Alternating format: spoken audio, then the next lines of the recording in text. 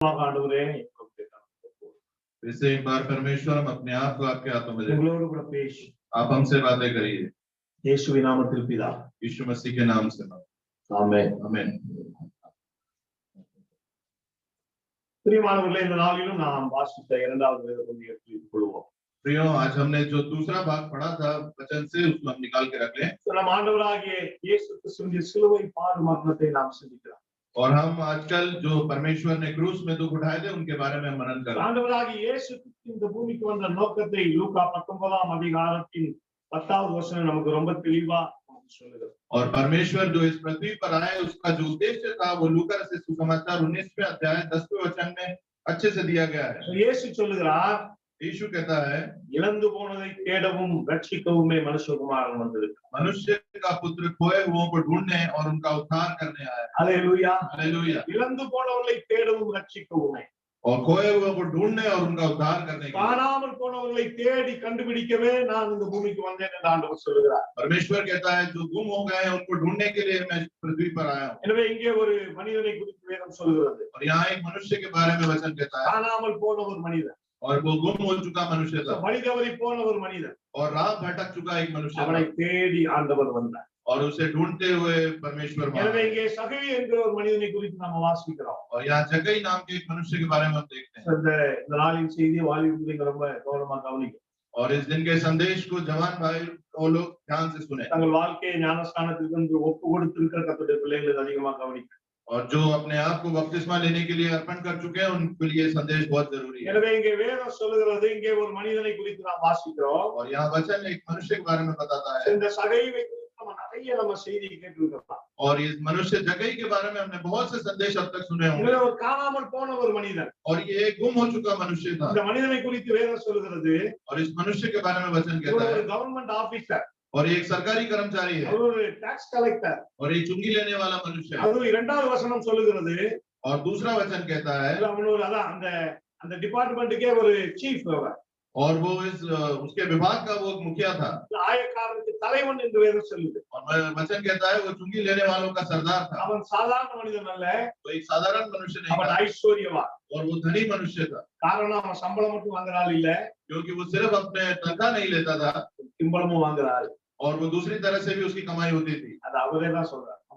और वो खुद ही इस बारे में कहता है। எனவே அவனுக்கு பணத்துக்கு எந்த குறையுமே இல்லை। और उसके पास धन की कोई कमी नहीं थी। எனவே அவருடைய வாழ்க்கையில நல்ல பதவி இருந்தது। और उसके पास उसके जीवन में मुख्य विभाग था। அவருடைய வாழ்க்கையில நல்ல ஐஸ்வர்யம் இருந்தது। और उसके जीवन में बहुत धन और ऐश्वर्य था। ஆனால் அவருடைய வாழ்க்கையில அந்த மனிதன் ஒரு குறைவை உணர்ந்து கொண்டே இருந்தான்। पर उनके जीवन में कमी को वो मनुष्य हमेशा एक ध्यान रखता था। இந்த நாட்கள்ல நாமும் கூட யோசிக்கிறோம், और आज के दिन में हम भी सोचते हैं, நல்ல ஒரு வேலை, நல்ல ஒரு பொசிஷன், நல்ல ஒரு பதவி கிடைச்சா நம்ம சிறப்பா இருக்கலாம்னு சொல்லி।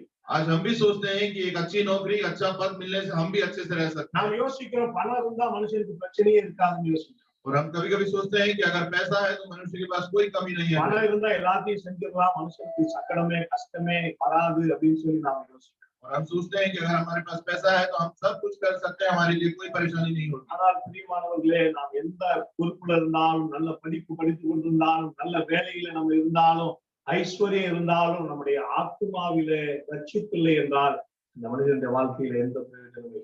पर प्रियो, अगर हमारे पास पैसा है, हमारे पास बहुत बड़ा ओहदा है, सारे ऐश्वर्य है, पर परंतु अगर हमारी आत्मा का उद्धार नहीं है तो हमारा जीवन व्यर्थ है। எனவே லூக்கா 18ஆம் அதிகாரத்துல நம்ம பார்க்கிறோம், इसलिए लूका सुसमाचार उसके 18वें अध्याय में हम देखते हैं, ஆண்டவராகிய இயேசு கிறிஸ்து சிலுவை மரணத்துக்கு தன்னை ஒப்புக்கொடுக்கும்படிக்கு அவர் எருசலேம் நோக்கி போய் கொண்டிருக்கிறார்।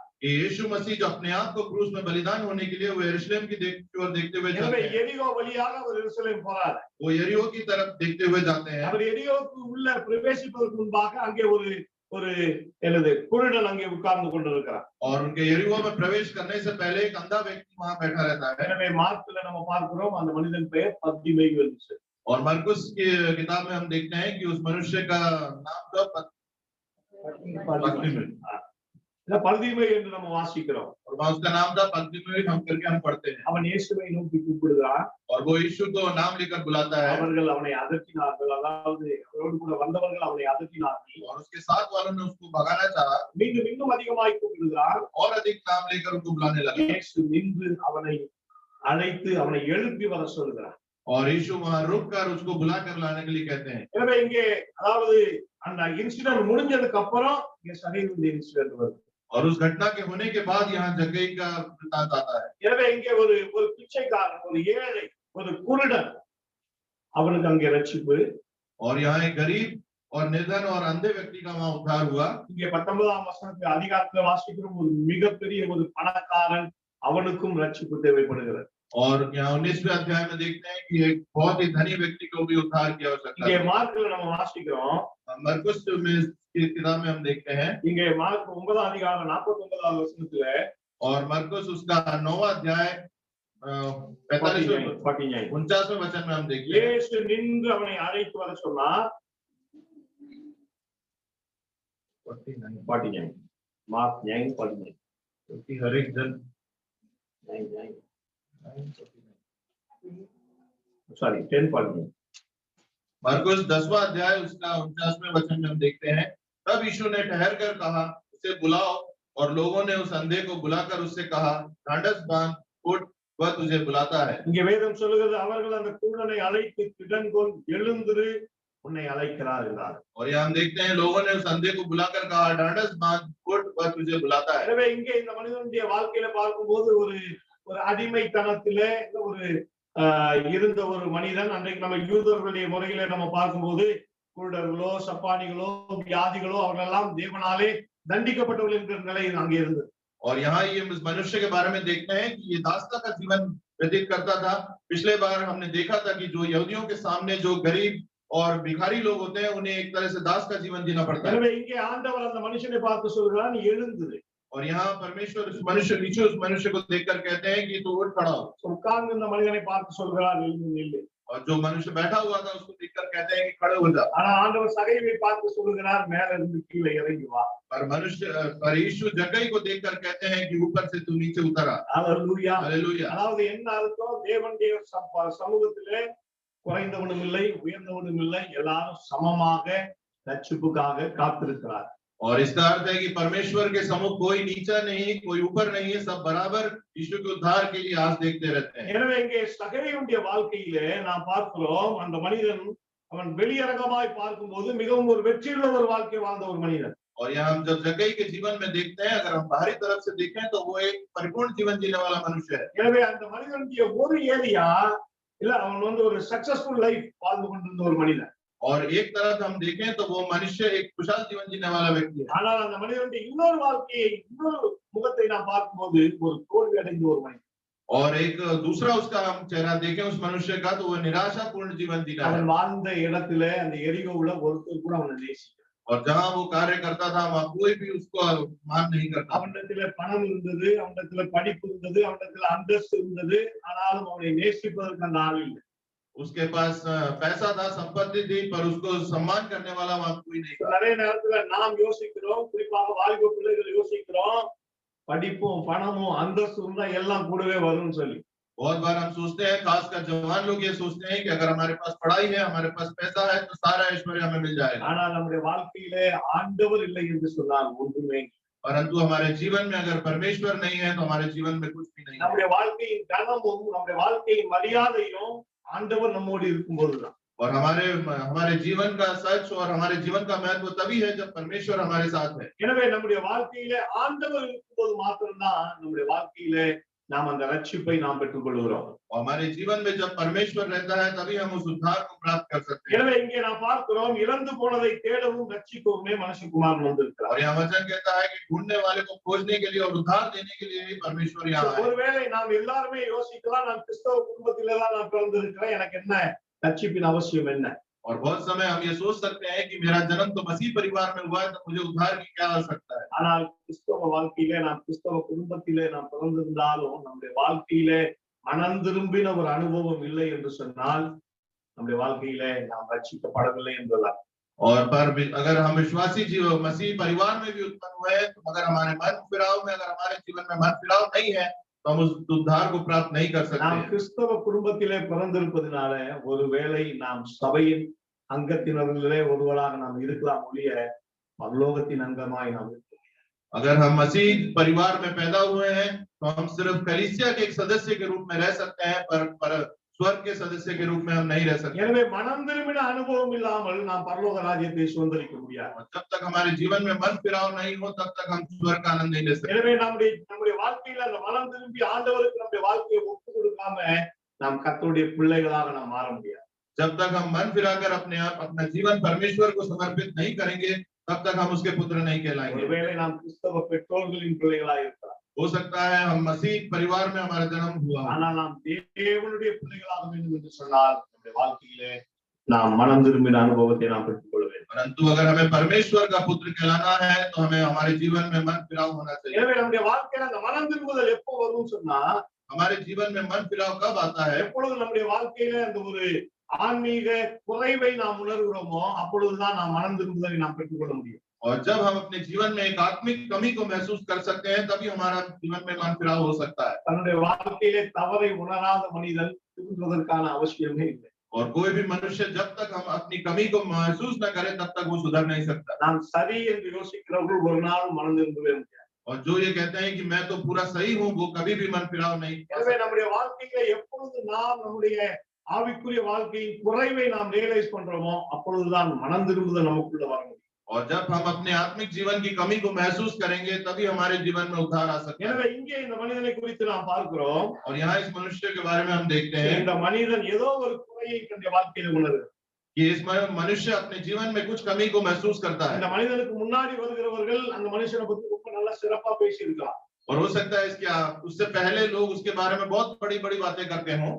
அந்த மனுஷனுக்கு முன்னாடி சாமனை और हो सकता है उसके सामने लोग उसकी बहुत बड़ाई करते हों। ஆனால் அவனுக்கு தெரியும் தனக்கு பின்னாடி தன்னை குறித்து என்னெல்லாம் பேசுறாங்கன்னு சொல்லி. और वो जानता था कि उसके पीठ पीछे लोग किस तरह की बातें करते हैं। அப்போ யோசிச்சிருப்பா ஏன் என்னை ஜனங்கள் என்னை தூற்றுகிறார். हो सकता है उसने सोचा होगा कि क्यों लोग मेरे बारे में इतना बुरा அப்ப कहते हैं, என்ன காரணம்? कि उसका क्या कारण है। அந்த காரணத்தை என் வாழ்க்கையில் அந்த குறைவை நிவர்த்தி செய்கிறவர் யார் என்பதை அந்த மனிதன் கண்டார். और उस मनुष्य ने ये ढूंढ लिया कि उसके जीवन में जो कमी है उसको पूरा करने वाला कौन है। எனவே இங்கே வேதம் சொல்கிறது இயேசு எப்படிப்பட்டவரோ என்று அவரை பார்க்க வகை தேடினார். और वो ये देखना चाहता था कि यीशु मसीह किस तरह के मनुष्य है। ஒருவேளை நம்முடைய வாழ்க்கையிலே நாம் பிறந்ததிலிருந்தே கிறிஸ்தவர்களாய் நாம் இருக்கலாம். हो सकता है हमारे जीवन में हम पैदा होते ही मसीह जीवन में हमारा जन्म हो। ஆனாலும் மனம் திரும்புதலின் முதல் படி என்னன்னு சொன்னா और पर मन फिराने का पहला जो वो है क्यूरियोसिटी कि एक उत्सुकता है हम होनी चाहिए हमारे जीवन में। ஆர்வம் வேண்டும். एक उत्सुकता होनी चाहिए। உங்கள் ஆண்டவர் யார் என்பதை அறிகிற ஆர்வம் இருக்கும்போதுதான் அதுல நம்ம வளர முடியும். हमारे परमेश्वर कौन है ऐसी उत्सुकता जब हमारे जीवन में आएगी तभी हमारे जीवन में बढ़ोतरी होगी। முன்னாடி உட்கார்ந்து இருக்கிறவங்கலாம் கேக்குதா அல்லது மொபைல் பாக்குதா? கேக்குதா? பிரேயர் ரெக்வெஸ்ட் எல்லாம் அப்புறம் வீட்டுல போய் ஜெபம் பண்ணும்.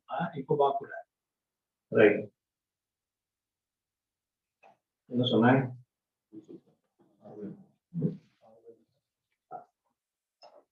எனவே மனம் திரும்புதலுக்கு முதல் படி ஆர்வம் இருக்கு. और मन फिराव का पहला अध्याय है कि हमारे उसमें उत्सुकता होनी चाहिए। நம்முடைய வாழ்க்கையிலே நாம் ஆராதிக்கிற இயேசு யாரு? குழந்தையில இருந்து நம்ம சண்டே ஸ்கூலுக்கு போறோமே, பைபிள் எனக்கு வசனம் படிக்கிறோமே, இயேசுநாதரை பத்தி கதை சொல்லியிருக்காங்களே, அந்த இயேசு யார்? அவர் எனக்கு என்ன செய்ய முடியும் என்பதை உணர்கிற ஒரு ஆர்வம் நம்ம எல்லாருக்கும் வேணும். और हमारे जीवन में एक उत्सुकता होनी चाहिए कि यीशु मसीह कौन है, क्योंकि बचपन से हम उनके बारे में पढ़ते हैं, कहानियां पढ़ते हैं, पर हमें सही तरीके से मालूम होना चाहिए कि यीशु मसीह कौन है। எனவே நம்முடைய வாழ்க்கையில மனம் திரும்புதல் இல்லை அப்படின்னு சொன்னா அதற்கு மிக முக்கிய காரணம் ஆண்டவர் யார் என்பதை அறிந்து கொள்கிற ஒரு ஆர்வம் இல்லை. अगर हमारे जीवन में मन फिराव नहीं है तो उसका एक मुख्य कारण है कि हमारे जीवन में एक उत्सुकता ही नहीं है कि यीशु मसीह कौन है, हम जानना ही नहीं चाहते। சங்கீதக்காரன் சொல்றாரு ராச்சாமங்களிலே நான் என் ஆண்டவரை தியானிப்பேன். और भजन संहिता में कहता है कि रात के समय में मैं परमेश्वर को ढूंढता हूँ। இப்ப நாம் பொதுவாக இன்றைக்கு நம்ம வாலிப பிள்ளைகளை பார்க்கும்போது ஒரு விஷயத்தை குறிச்சு அறிய வேண்டும் என்று சொன்னா உடனே மொபைல் எடுத்து கூகுள்ல போய் இல்ல A to Z அக்கு வேற ஆணி வேற ஒரு விஷயத்தை நம்ம பகுத்து பார்க்கிறோம்.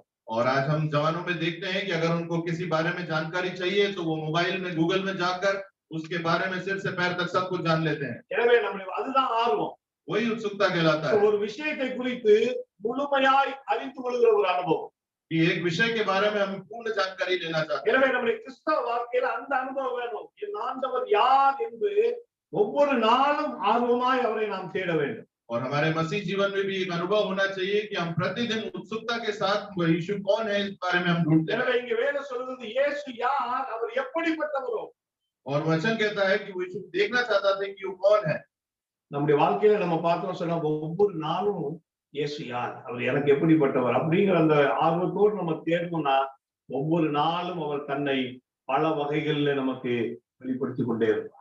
और हमारे जीवन में भी हमें प्रतिदिन हमारे जीवन में उत्सुकता होनी चाहिए कि यीशु कौन है, हमारे जीवन में वो किस तरह से काम कर रहा है। तो यीशु हमारे जीवन में भी अनेक अनेक काम करेगा। நாம் வேத வசனங்களை நாம் தியானிக்கும் போது அந்த அனுபவத்தை நாம் பெற்றுள்ளோம். और जब हम वचन को गंभीरता से पढ़ते हैं तो हमें ऐसा अनुभव प्राप्त होता है। இன்றைக்கு ஒரு வேத பகுதியை நான் வாசிக்கும் போது நான் ஒரு சில வகைகளில் நான் உணர்த்தப்படுவேன்.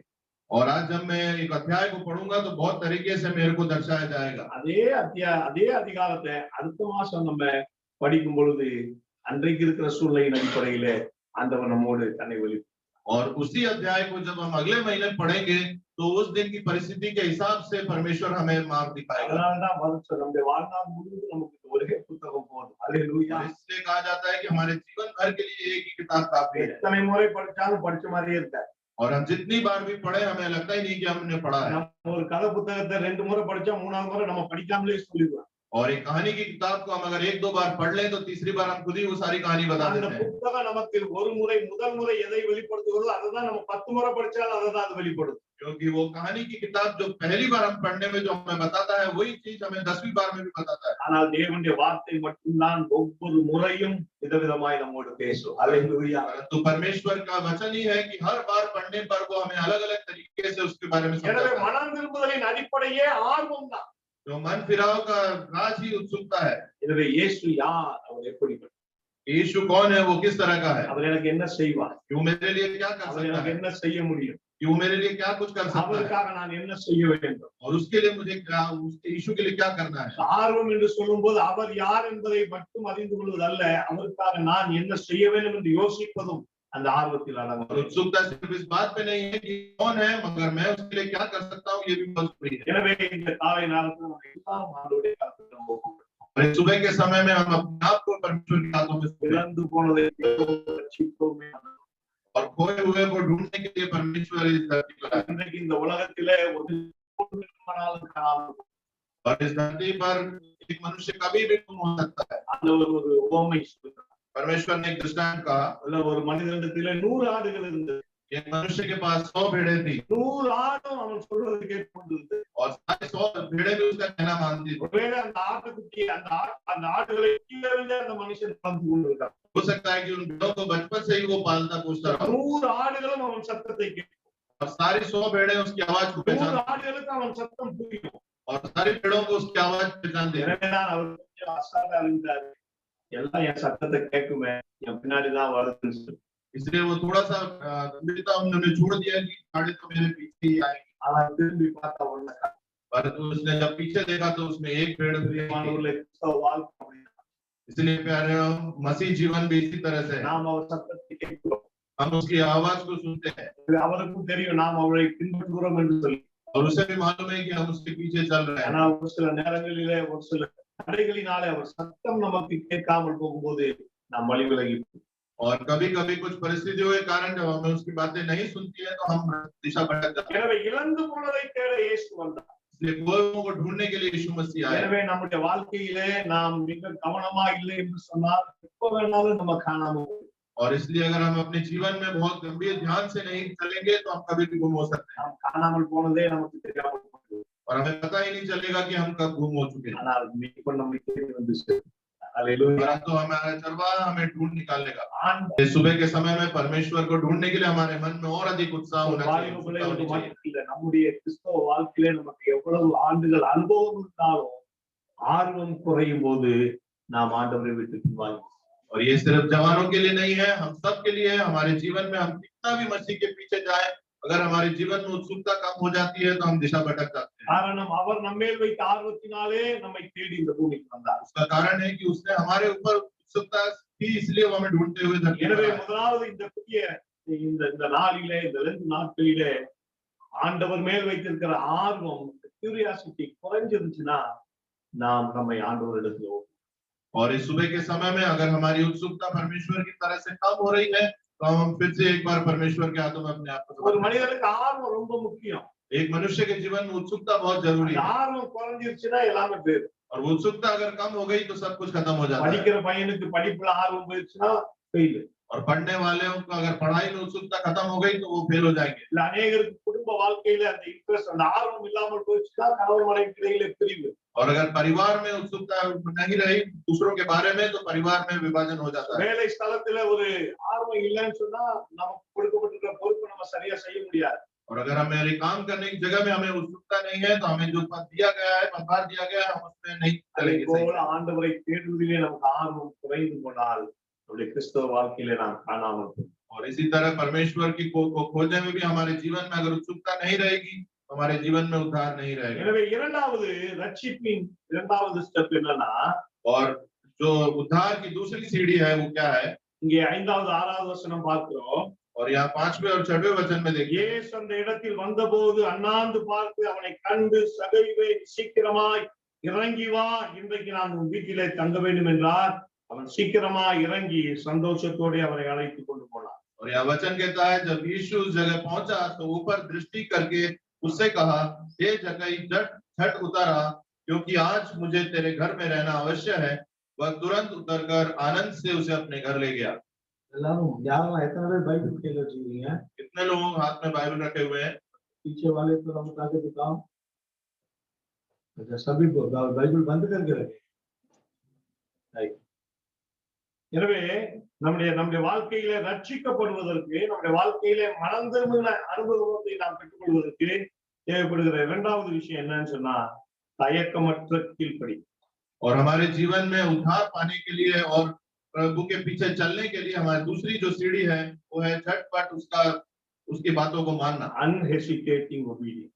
बिना किसी हिचकिचाहट के उसकी बातों को मानना। Hallelujah, hallelujah, hallelujah. हालेलुया। வாழ்க்கையில ரட்சிப்புக்கு நம்ம ரட்சிப்புல நிலைத்திருப்பதற்கு தேவைப்படுகிற இரண்டாவது விஷயம் என்னது? தயக்கமற்ற கீழ்ப்படிதல், உடனடி கீழ்ப்படிதல். और हमारे जीवन में उद्धार बने रहने के लिए जो दूसरी सीढ़ी है वो है बिना किसी हिचक के पूर्ण रूप से आज्ञा पालन करना। எனவே இங்கே வேதம் சொல்வது, இயேசு அந்த மரத்துக்கு கீழே நின்று அண்ணாந்து பார்த்து சொல்றாரு, சகைவே கீழே இறங்கி வா, இன்றைக்கு நான் உன் வீட்டிலே தங்க வேண்டும். और यहाँ देखते हैं कि यीशु उस पेड़ के नीचे खड़े होकर ऊपर देखकर कहते हैं, जक्कई, झट उतर आ, क्योंकि आज मुझे तेरे घर में रहना இங்கே है। வேதம் தெளிவா சொல்லுது, சீக்கிரமா இறங்கி வா. और यहाँ वचन कहता है, झट उतर आ। ஹல்லேலூயா, हालेलुया। சீக்கிரமா இறங்கி வா. और यह वचन कहता है, शीघ्र उतर आ। நம்ம ஏதாவது ஒரு இடத்துல ஏறி உட்கார்ந்து இருந்தோம்னா, ஏதாவது ஒன்றை நாம் பிடித்துக் கொண்டிருந்தோம் என்றால் ஆண்டவர் சொல்லுகிறார், இந்த காலை நேரத்துல சீக்கிரமா அதை விட்டுட்டு கீழே இறங்கு. और वचन कहता है कि अगर आज के दिन में हम किसी ऊंचाई पर किसी चीज को पकड़कर हम बैठे हैं, तो यीशु मसीह हमें पुकार कर कहता है कि झटपट उतर आ। So, நம்முடைய வாழ்க்கையிலே ஆண்டவர் விரும்பாத ஒரு சில விஷயங்களை நாம் பிடித்துக் கொண்டு உட்கார்ந்து, और हमारे जीवन में परमेश्वर की इच्छा के खिलाफ हम कुछ बातों को पकड़कर बैठे हुए रहते हैं। ஆண்டவர் சொல்றாரு, சீக்கிரமா परमेश्वर कहता है उसको छोड़कर जल्दी उतर आ சீக்கிரமா இறங்கி வா. और जल्दी से नीचे उतर आ। ஆண்டவர் சகைவை குறித்து அந்த ஒரு அழைப்பை கொடுத்தார், அது ஒரு அன்பின் அழைப்பு. और परमेश्वर ने जक्कई को जो बुलाहट दी थी वो एक आनंद की बुलाहट। ஆண்டவர் சகைவை மேல வைத்த அன்புனால சொன்னாரு, சகைவே சீக்கிரமா இறங்கி வா. परमेश्वर ने जक्कई से प्रेम रखा था, इसलिए उसने कहा कि शीघ्र उतर आ। ஆண்டவர் சொல்றாரு, சீக்கிரமா இறங்கி வாப்பா, உனக்காகத்தான் நான் சிலுவைக்கு நேராய் நான் எருசலேம் போயிட்டு இருக்கேன். और परमेश्वर कहता है कि शीघ्र उतर आ, क्योंकि तेरे लिए ही मैं क्रूस के बलिदान के लिए चला जा रहा हूँ। எனவே அது ஒரு அன்பின் அழைப்பு. और वो एक प्रेम की बुलाहट है। எனவே ஆண்டவர் இந்த காலை நேரத்திலே அவர் நம்மை அன்பாக அழைக்கிறார், நீ பிடித்துக் கொண்டிருக்கிற விஷயத்தை விட்டுட்டு எனக்காக கீழே இறங்கி வா. और इस सुबह के समय में परमेश्वर हमको प्रेम से बुलाता है कि जो भी गलत बातें आप पकड़े हुए हैं उसको छोड़कर झटपट नीचे उतर இது आइए। ஒரு அவசர அழைப்பு. और ये एक जल्दीबाजी का होता है। அவசர அழைப்பு, அர்ஜென்ட் காரியம், जल्दीबाजी का न्योता है। அல்லேலூயா. हालेलुया। காரணம், கடவுளுடைய சத்தத்தை கேட்கும் போதே உடனடியாய் நாம் அதற்கு செவி விடுவோம். क्योंकि जैसे ही हम परमेश्वर के वचन को सुनते हैं, हमें झटपट उसको मानना चाहिए। ஆனா எனவே இங்கே நாம் பார்க்கிறோம், நம்முடைய ரட்சிப்புக்கு தேவைப்படுகிற இரண்டாவது காரியம் உடனடியான கீழ்ப்படிதல், தயக்கமற்ற கீழ்ப்படிதல். और ये हम देखते हैं हमारे उद्धार के लिए जो दूसरी जरूरत है वो झटपट उसकी बात मानना और बिना हिचक के बात मानना। நம்முடைய வாழ்க்கையிலே காலம் தாழ்த்தும் போது நம்முடைய இருதயம் கடினப்படும். क्योंकि हमारे जीवन में अगर हम समय को टाल देंगे तो हमारे जीवन में मुश्किलें बढ़ेंगी। நாம் ஆண்டவருடைய அழைப்பை நாம் பெற்றுக்கொள்ளும் போது நாம் அதுக்கு காலம் தாழ்த்துவோம் என்று சொன்னால் ஆபத்து நமக்கு தான். और अगर हम परमेश्वर के बुलाहट को मानकर अगर हम उस समय को टालते रहेंगे तो मुश्किलें हमारे लिए ही இங்க होंगी। வேதம் சொல்லுது அவர் நம்மளை கூப்பிடும் போது நம்ம என்ன சொல்லுது, நாம் அதை பரியாசம் பண்ணுவோம் என்றால் நம்முடைய ஆபத்து காலத்தில் அவரும் நம்மை ஆகடியம் பண்ணுவார். यहाँ वचन कहता है कि जब परमेश्वर हमें बुलाए तो उस समय अगर हम उसका उपवास करें तो जब हमारे ऊपर विपत्ति आएगी तब वो भी हम पर हंसेगा। எனவே நம்முடைய வாழ்க்கையிலே ஆண்டவர் நம்மிடத்துல இறங்கி வா, நீ விட்டுட்டு வா அப்படின்னு சொல்ற விஷயத்தை விடனடியாய் நாம் விட்டு விட வேண்டும். और हमारे जीवन में भी परमेश्वर जब हमको बुलाता है कि इन बातों को छोड़कर आ, तो हमें झट उन बातों को छोड़कर उसके पीछे होना चाहिए। 6வது வசனம் சொல்லுது அவன் சீக்கிரமாய் சந்தோஷத்தோட இறங்கி வந்தான். और 6वां वचन कहता है वह तुरंत उतरकर आनंद से उसे अपने घर ले गया। ஆண்டவருக்காக ஒரு காரியத்தை விடுவோம் சொன்னா நமக்குள்ள ஒரு மிகுந்த ஒரு ஆனந்தத்தையும் சந்தோஷத்தையும் நாம் பெற்றுக்கொள்வோம். और अगर हम परमेश्वर के लिए अपनी इस गलत बातों को छोड़ेंगे तो हमारे जीवन में भरपूर आनंद को देगा। இந்த உலகத்துல எதெல்லாம் ஆனந்தம் சந்தோஷம் நம்ம பிடிச்சிட்டு இருக்கிறோமோ அதெல்லாம் ஆண்டவருக்குன்னு விட்டுட்டு வந்தோம்னா அதை காட்டிலும் ஒரு மிகப்பெரிய சந்தோஷத்தை நாம் பெற்றுக்கொள்வோம்। और इन सांसारिक बातों को हम जो पकड़े हुए हैं कि वो हमें आनंद देती हैं, अगर हम उन बातों को छोड़कर परमेश्वर के पीछे जाएंगे तो उससे भी बड़े आनंद को वो हमको देगा। சங்கீதம் 4ல வாசிக்கிறோம், और भजन संहिता चौथे अध्याय में हम देखते हैं 7வது வசனம் சொல்லுகிறது और यहाँ 4वां वचन कहता है அவர்களுக்கு தானியமும் திராட்சரசமும் பெருகியிருக்கிறதின் சந்தோஷத்தை பார்க்கிலும் அதிக சந்தோஷத்தை என் இதயத்திலே தார்। तूने मेरे मन में उससे कहीं अधिक आनंद भर दिया है जो उनको अन्न और दाखमधु की बढ़ती से होता இந்த है। உலகத்திலே நாம் எந்தெந்த காரியங்களோ நம்மை சந்தோஷப்படுத்தும் என்று யோசிக்கிறோம், और इस जगत में हम बहुत सी बातें ऐसे सोचते हैं कि ये बातें हमें आनंद दे सकती हैं। ஆண்டவருக்காக நம்முடைய வாழ்க்கையை ஒப்பு கொடுக்கும் போது அந்த சந்தோஷம் இந்த உலகத்தில் இருக்க எந்த சந்தோஷத்தோடு நம்மை அதை ஒப்பிட்டு பார்க்க முடியாது। और जब हम अपने आप को परमेश्वर के हाथों में सौंपते हैं तो उससे अधिक खुशी इस जगत में कोई और नहीं है। எனவே இந்த காலை நேரத்துல ஆண்டவர் நம்மை பார்த்து சொல்லுகிறார், इसलिए सुबह के समय में परमेश्वर हमको देखकर कहता है இழந்து போனதை தேடவே நான் இந்த பூமிக்கு வந்தேன், खोए हुए को ढूंढने के लिए मैं धरती पर आया உங்களுக்காகவே கல்வாரி சிலுவையிலே ரத்தம் சிந்தினேன், और मैंने तुम्हारे लिए ही क्रूस पर रक्त पाया है, எனவே இறங்கி வா। इसीलिए तुम उतर आओ। எனவே நம்முடைய வாழ்க்கையில எதை பிடிச்சிட்டு இருக்கிறோமோ அதை விடுவோம் ஆண்டவருக்காக। और इसलिए हम परमेश्वर के लिए हमने जो भी बातें इस सांसारिक जगत में पकड़ के रखी हैं उसको छोड़ दें। அப்போஸ்தலர் 9ஆம் அதிகாரம் 6வது வசனத்திலே பார்க்கிறோம், और प्रेरितों के काम उसके 9वें अध्याय 6वें वचन में हम देखते ஆண்டவர் हैं பவுலை பார்த்து சொல்றாரு, परमेश्वर पौलुस को देखकर कहता है சவுலே சவுலே और ये शाऊल शाऊल முள்ளில் உதைப்பது உனக்கு கடினமா? ये कांटों के बीच में चलना तेरे लिए कठिन है। உடனே வேதம் சொல்லுது, ஆண்டவரே நான் என்ன செய்ய சித்தமாயிருக்கிறேன்। तब शाऊल एकदम से कहता है कि परमेश्वर आपकी क्या इच्छा है कि मैं करूं। அல்லேலூயா, हालेलुया। நான் என்ன செய்ய சித்தமாயிருக்கிறேன்। और वो पूछता है कि परमेश्वर आपकी क्या इच्छा है कि मैं करूं। பிரியமானவர்களே, நம்முடைய வாழ்க்கையில உடனடியான மனம் திரும்புதலுக்கு நம்ம ஒப்பு கொடுப்போம் என்று சொன்னால் ரட்சிப்பை நாம் பெற்றுக் கொள்கிறோம்। और अगर हमारे जीवन में अगर हम तुरंत मन फिराव के लिए अपने आप को अर्पण करें तो हमारे जीवन में उद्धार है। எனவே காலதாமதம் எப்போதுமே நமக்கு ஆபத்தை தான் ஏற்படுத்தும்। और समय को टालना हमारे जीवन में विपत्ति को ஏதாவது बनाता ஒரு है। குறிப்பிட்ட பாவத்தை நம்முடைய வாழ்க்கையில நாம் பிடித்துக் கொண்டிருப்போம் என்று சொன்னால் கர்த்தர் எப்போ வருவார்னு தெரியாது, நாம் கைவிடப்படும்। और अगर हम किसी बुराई को अपने हाथ में बांध कर रखे हैं तो हमें पता नहीं चलेगा यीशु मसीह कब आ जाएंगे और हम विपत्ति में पड़ जाएंगे। மூன்றாவது, और तीसरी बात நம்முடைய மனம் திரும்புதல்ல காணப்பட வேண்டிய ஒரு மூணாவது விஷயம், और हमारे मन फिराव के लिए जो तीसरी बात जरूरी है वो இங்கே லூக்கா 19:8ல வாசிக்கிறோம், और लूका सुसमाचार 19वें अध्याय 8वें वचन में हम சகை देखते हैं, நின்று கர்த்தரை நோக்கி, जक्कई ने खड़े होकर प्रभु से कहा ஆண்டவரே என் ஆஸ்திகளில் பாதி ஏழைகளுக்கு கொடுக்கிறேன், मैं अपनी आधी संपत्ति कंगालों को देता நான் हूँ ஒருவனிடத்தில் எதையாகிலும் அநியாயமாய் வாங்கினது உண்டானால் நாளுக்கு திரும்ப செலுத்துகிறேன் என்றார்। और यदि किसी का कुछ भी अन्याय करके ले लिया है तो उसे चौगुना फेर देता हूँ। அல்லேலூயா। हालेलुया। மூன்றாவது, நம்முடைய ரட்சிப்பிற்கு தேவைப்படுகிற மூன்றாவது விஷயம் என்னன்னா கன்விக்ஷன்। और जो हमारे उद्धार के लिए तीसरी बात जरूरी है वो है हमारा अर्पण குற்றத்தை ஒப்புக்கொள்ளுகிற और हमारी गलती को मानने वाला अनुभव हमारे से होना चाहिए। உலகத்திலேயே மிக மிக கடினமான விஷயம்।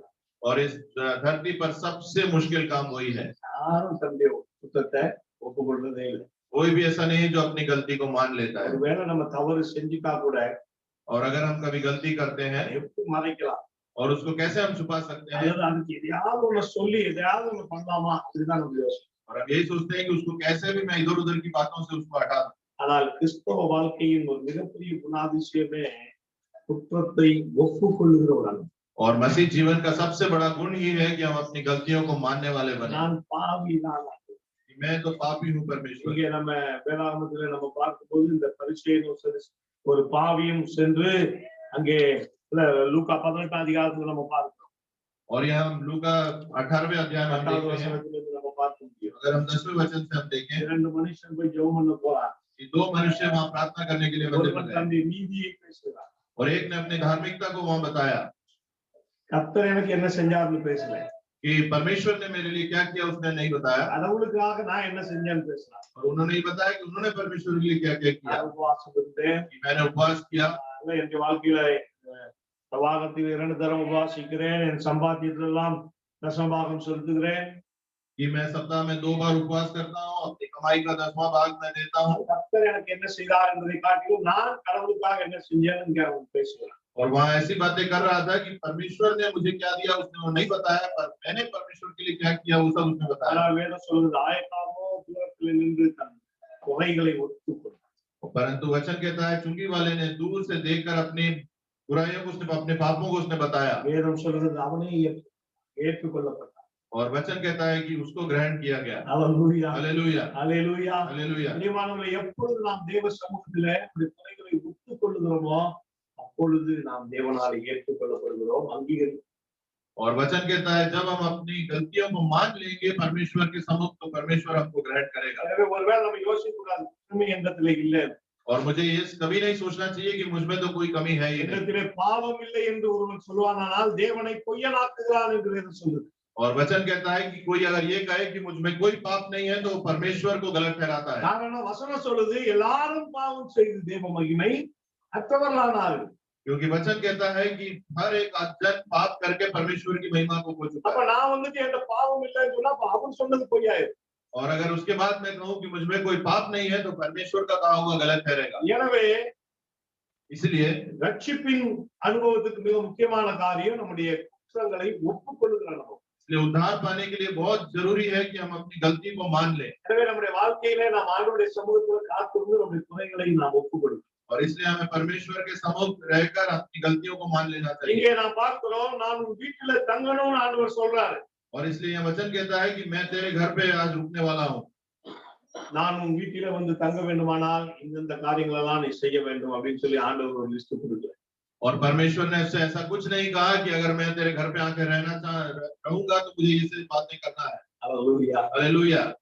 அவர் நம்மகிட்ட டிமாண்ட் பண்றவரே, और वो हमसे कुछ भी बातें नहीं मांगता है। அந்த அன்பு நமக்குள் மாற்றத்தை கொண்டு வர வேண்டும் என்று அவர் விரும்புகிறார்। और परमेश्वर का प्रेम हमारे बीच में बहुत बड़े बदलाव को लाने के लिए वो चाहता है। நான் வாரேன்னு சொன்னதே அவனுக்குள்ள ஒரு மிகப்பெரிய சந்தோஷத்தை கொடுத்தது।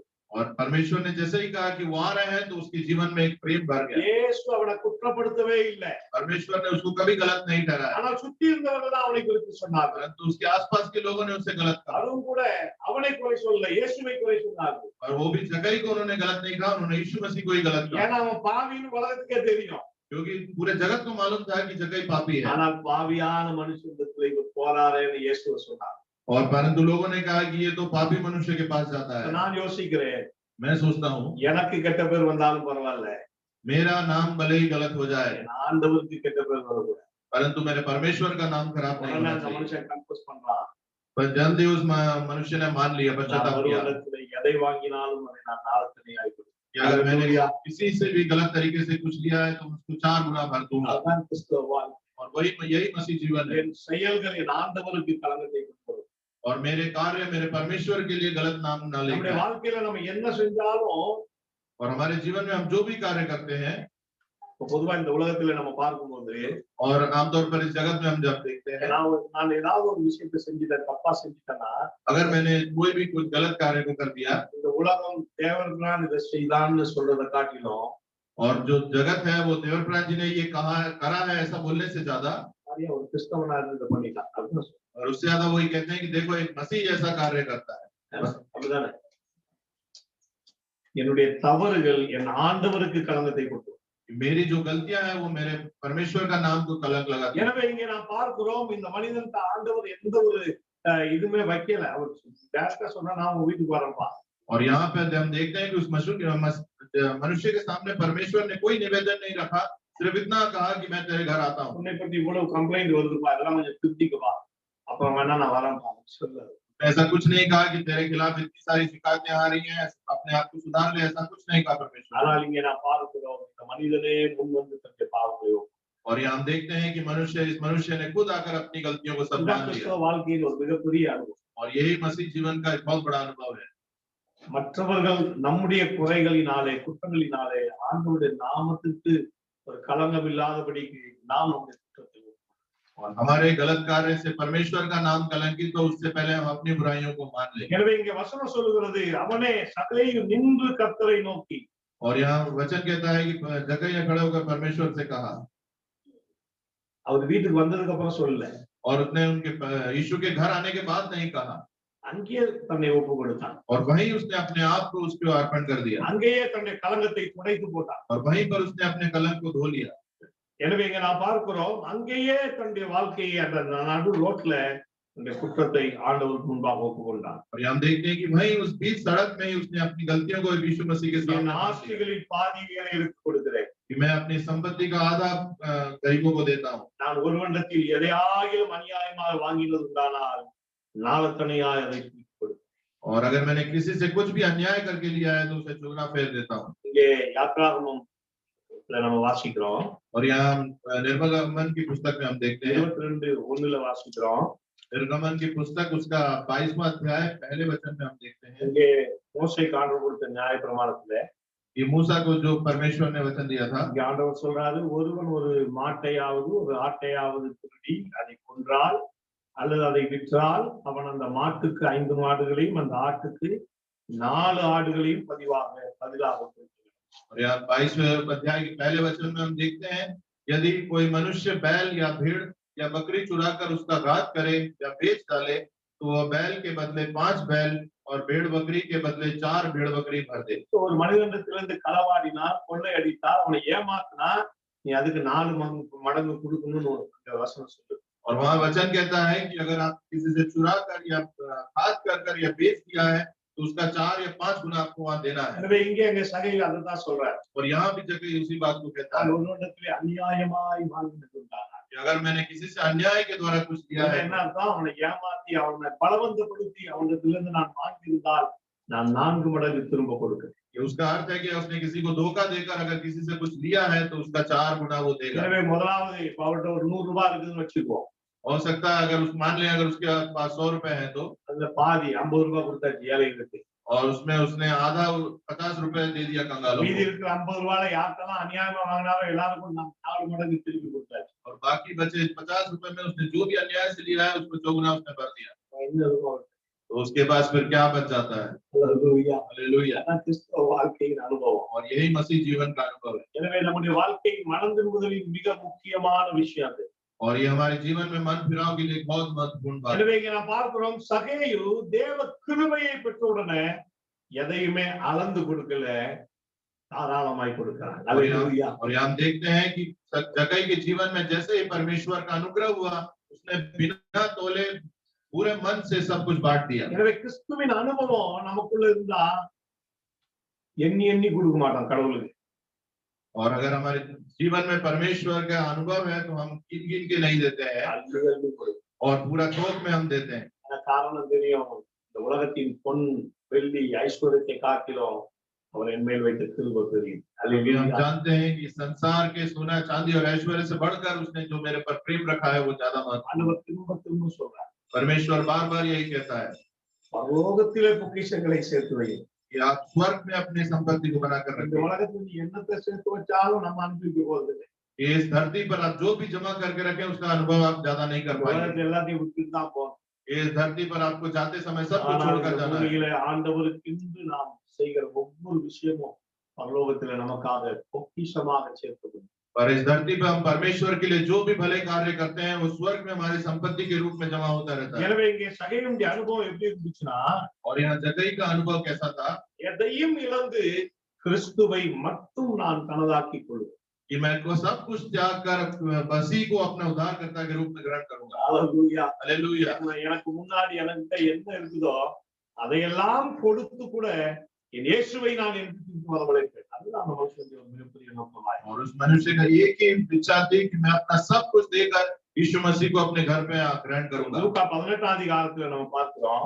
और लूका उसका 18वें अध्याय में हम देखते हैं 18 ல இருந்து 24 வரைக்கும் 18 से लेकर 24 तक हम जब पढ़ते हैं இங்கே ஒரு நியாயப்பிரமாணி ஒரு சதுசேயன் ஒருவன் வருகிறான் ஆண்டவரிடத்துல. और एक सरदार यहाँ पर आता है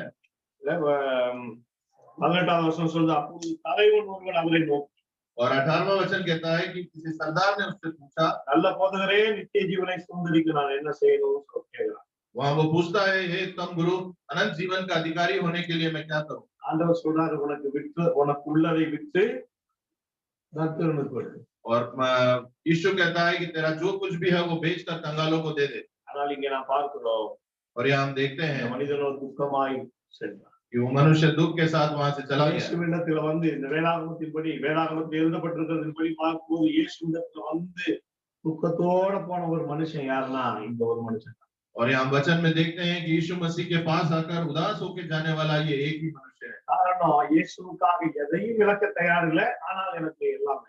उसका कारण है कि वो यीशु मसीह के लिए कुछ भी त्यागने को तैयार नहीं था, पर उससे सब ग्रहण करना चाहता था। இயேசுவுக்காக எதையும் இழக்காமல் இயேசுவை அடையவே முடியாது. அல்லேலூயா. यीशु मसीह के लिए सब कुछ त्यागे बिना उनको पाना बहुत நம்ம நிறைய நேரங்கள்ல நம்ம சொல்லுவோம் இல்ல, ஆண்டவர் எனக்கு வேணும் அப்படி இப்படின்னு சொல்லி, ஆனா கடவுளுக்காக நாம் என்னத்தை கொடுக்கிறோம்?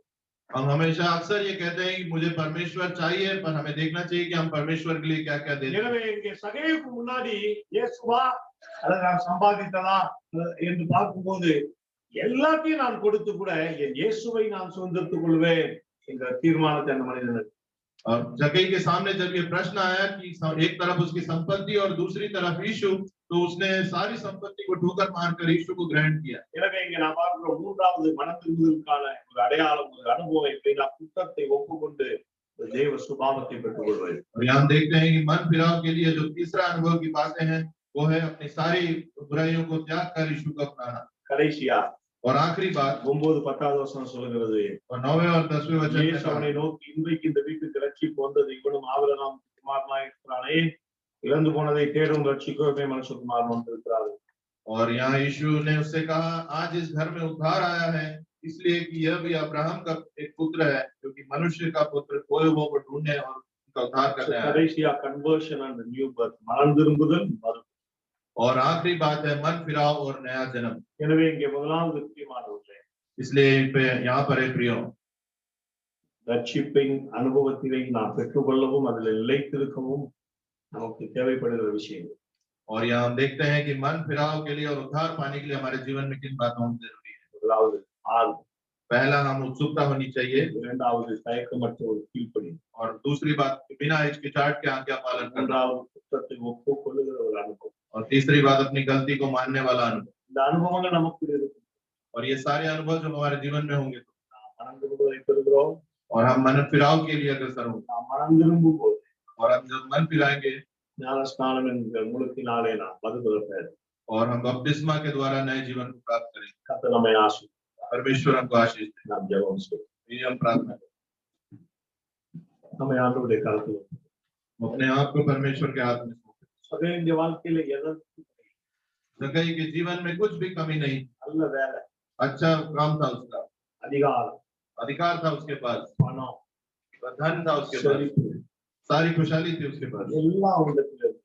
और सारे बातें उसके पास, ஆனாலும் அவனுடைய வாழ்க்கையில ஒன்று மட்டும், परंतु उसके जीवन में एक बात की कमी थी, ரட்சிப்பு இல்லை।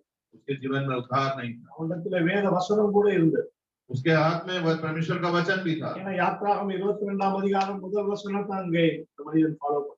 क्योंकि वो मनुष्य निर्गमन 22वें अध्याय के पहले वचन के द्वारा उसको मानने वाला था। வேத வசனம் இருந்தது, ஆனால் மனம் திரும்புதல் இல்லை। उसके जीवन में परमेश्वर का वचन था, परंतु उद्धार नहीं था। காரணம், பரிதானம் வாங்காதிருப்பாயாக என்பது அவனுக்கு தெரியும், ஆனால் அவன் பரிதானம் வாங்கினான்। क्योंकि उसको मालूम था कि गलत तरीके से पैसा नहीं लेना है, परंतु वो ले रहा था। எனவே அவனுக்குள்ள வேத வசனங்கள் அவருக்கு தெரியும், क्योंकि उसके जीवन में वचन वो जानता था, ஆனால் அதன்படி அவருடைய வாழ்க்கை இல்லை। और परंतु उसके द्वारा उसके अनुसार उसका जीवन नहीं था, அந்த மனுஷனுடைய வாழ்க்கையில ஒரு குறை இருக்கு। और उसके जीवन में एक कमी थी, எனக்கு ஒரு தேவை உண்டு, और उसने जाना कि मेरे जीवन में कमी है। அது இயேசுவால மாத்திரம் பூர்த்தி செய்ய முடியும் என்பதை और उसने जान लिया कि वो कमी को सिर्फ यीशु मसीह के द्वारा ही हटा सकते எனவே हैं। நம்முடைய வாழ்க்கையில் கூட இயேசுவால மாத்திரம்தான் நாம் கைகொண்ட ஜீவனை பெற்றுக்கொள்ளும். और हमारे जीवन में भी यीशु मसीह के द्वारा ही हम एक पूर्ण जीवन को प्राप्त कर सकते நம்முடைய படிப்பு, வேலை, அந்தஸ்து, நம்முடைய திறமை, ஞானம் இவைகளினாலே ஒரு மனிதன் பூரணப்படவே முடியாது. और हमारी पढ़ाई, ज्ञान और नौकरी के द्वारा कोई मनुष्य पूर्ण जीवन को नहीं प्राप्त कर இயேசு सकता। இல்லாமல் நித்திய ஜீவன் இல்லை. यीशु मसीह के बिना अनंत जीवन नहीं है। எனவே நம்முடைய வாழ்க்கை ஒப்புக்கொள்ளும். इसलिए हम अपने जीवन को ஒவ்வொரு நாளும் அவரை தேடுகிற அந்த ஆர்வம் நமக்குள்ள இருக்கு. और हर दिन परमेश्वर को ढूंढने की उत्सुकता हमारे जीवन में होनी चाहिए। ஒவ்வொரு நாளும் ஆண்டவருடைய வார்த்தைக்கு உடனடியாக கீழ்ப்படிகிற அனுபவம். और हर दिन परमेश्वर की आज्ञाओं को झट से पालन करने वाला अनुभव होना ஒவ்வொரு चाहिए। நாளும் நம்முடைய குற்றங்களை ஒப்புக்கொள்ளுகிற சுபாவத்தை நாம் பலன் ஆண்டவருடைய சொல்வது. और हर दिन परमेश्वर के सम्मुख अपनी गलती को मानने वाला अनुभव हमारे जीवन में होना ஒவ்வொரு चाहिए। நாளும் அந்த மனம் திரும்பி மறுபிறப்பின் நிச்சயத்தை பெற்றுக்கொள்கிற ஒரு அனுபவத்தை நாம் கொள்ளும். और प्रतिदिन मन फिराकर नए जीवन को प्राप्त करने वाला अनुभव हमारे जीवन में होना चाहिए। ஆண்டவருடைய சத்தத்தை கேட்பதை ஆண்டவருடைய சத்தம் கேட்க முடியாத தொலைவிலே நாம் செல்வோம் என்றால் நாம் காணாமல் போயிடும். अगर हम इतनी दूर चले जाएंगे कि हम परमेश्वर की आवाज को नहीं सुनेंगे तो हम गुम हो जाएंगे। எனவே நம்முடைய வாழ்க்கை ஆண்டவருடைய. इसलिए हम अपने जीवन को परमेश्वर के हाथ में பரிசுத்தமுள்ள ஆண்டவரே உம்மை நாங்கள் துதிக்கிறோம். पवित्र परमेश्वर हम अपने आप को आपके सामने ஆசீர்வதிக்கப்பட்ட அந்த நேரத்துக்காக நன்றி. आशीष भरे इस दिन के लिए धन्यवाद। நீர் எங்களோடு கூட பேசின உம்முடைய வார்த்தைகளுக்காக ஸ்தோத்திரம். और आपने जो वचन हमसे बांटे हैं उसके लिए आपको धन्यवाद। எங்களை எல்லாம் தேடி உம்முடைய மந்தைக்குள் சேர்க்கவே பரலோகத்தை விட்டு இந்த பூமிக்கு வந்தீர். और आप स्वर्ग से उतर कर इस धरती पर इसलिए आए कि हम सबको ढूंढ कर अपने साथ मिला लें। நாங்கள் எல்லாம் அந்த அழைப்பை பெற்று और हम सब ने इस बुलाहट को प्राप्त किया है நாங்கள் அந்த அழைப்பிலே நிலைத்து और उस बुलाहट में निरंतर रहने के लिए हमारी ஒரு நாள் நாங்கள் காணாமல் போய் விடாதபடிக்கு எங்களை நாங்கள் பாதுகாத்து பிள்ளைகளுக்கு और हम सब ऐसे सुरक्षित रहें कि कभी हम गुम होने वाले ना बने। ஒவ்வொரு நாளும் உண்மை தேடக்கூடிய ஆர்வத்தை தார். और हर दिन आपको ढूंढने की उत्सुकता हमारे जीवन में हो। ஆண்டவரே ஒவ்வொரு நாளும் உம்முடைய வார்த்தைக்கு செவி கொடுத்து கீழ்ப்படிய எங்களுக்கு உதவி செய்யும். और हर दिन आपके वचन को सुनकर उसकी आज्ञा मानने वाले बने। ஒவ்வொரு நாளும் எங்கள் குறைகளையும் குற்றங்களையும் பாவங்களையும் ஒப்புக்கொண்டு இயேசுவின் ரத்தத்தால் கழுவப்படுகிற அனுபவத்திற்குள்ளே எங்களை ஒரு நாள் நடக்கும். और हर दिन हम अपने पापों को मानकर आपके लहू से हमें धोने वाला अनुभव हमारे जीवन में हो। ஆண்டவரே எங்களுடைய சகல ஆண்டவரே பழைய ஜென்ம மனுஷனை களைந்து ஒரு மனம் திரும்பின ஒரு அனுபவத்திற்குள்ளே எங்களை நடக்கும். और हम सबको पुराने जीवन से हटाकर एक मन फिराकर उद्धार वाला जीवन हमें दीजिए। சகலமே சீக்கிரமாய் இறங்கி வான்னு சொல்லி உங்களை அழைத்தது போல இந்த காலை நேரத்துல பரிசுத்த ஆவியானவர் எங்களை அழைத்ததை நாங்கள் உணர்கிறோம். और हम इस सुबह के समय अनुभव कर रहे हैं जैसे आपने जकई को बुलाया झट उतारा, वैसे हमारे जीवन में भी आप अपनी बुलाहट को हम अनुभव कर रहे हैं। பிடித்துக் கொண்டிருக்கிற தேவையில்லாத விஷயங்களை விட்டுட்டு மக்கள் எங்களை ஒப்பு கொடுப்போம். और हमने जिस भी अपने जीवन में जिन फालतू बातों को हमने पकड़ के रखा है उसको छोड़कर हम नए जीवन जीने वाले हैं। வாரம் முழுவதும் எங்களோடு इस पूरे सप्ताह आप हमारे साथ रहिए। ஆண்டவரே இந்த உபவாச நாட்கள்ல 2 நாட்கள் அதிகமாக உம்மை சிந்திக்க தியானிக்க எங்களுக்கு எல்லாம் தெரியும். और इन उपवास के दिनों में हम अधिक से अधिक आपको आपके बारे में मनन करने वाले बन सके। மகிமை யாவும் உமக்கே செலுத்துகிறோம். महिमा आराधना सब आपको देते हैं। இயேசுவின் நாமத்தில் ஜெபிக்கிறோம் நல்ல பிதா. यीशु मसीह के नाम से मांगते हैं। ஆமென். நமக்கா हम सब बैठ जाएं।